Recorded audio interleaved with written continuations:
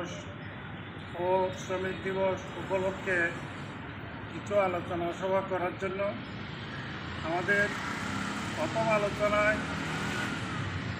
মুখ্য বিষয় হলো বঙ্গবন্ধুর ভাষণগুলো যদি আমরা ভালোভাবে বুঝতে পারি তাহলে আমাদের মধ্যে শ্রমিক মালিকের মধ্যে কোনো ভেদাভেদ থাকবে না।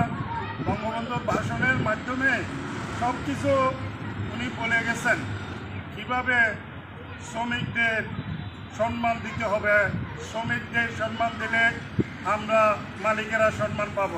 মালিক শ্রমিক সবসময় একতাবদ্ধ থাকতে হবে।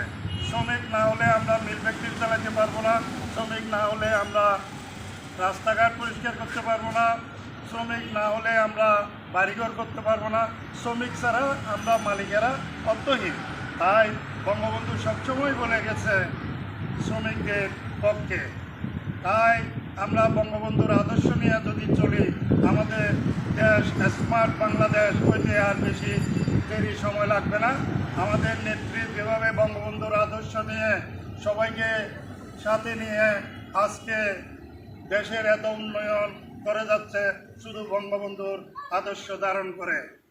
আশা করি আপনারা সবাই বঙ্গবন্ধুর আদর্শ ধারণ করবেন এবং ভেদাভেদ বলে যাবেন।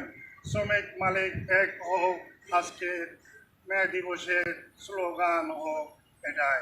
জয় বাংলা, জয় বঙ্গবন্ধু।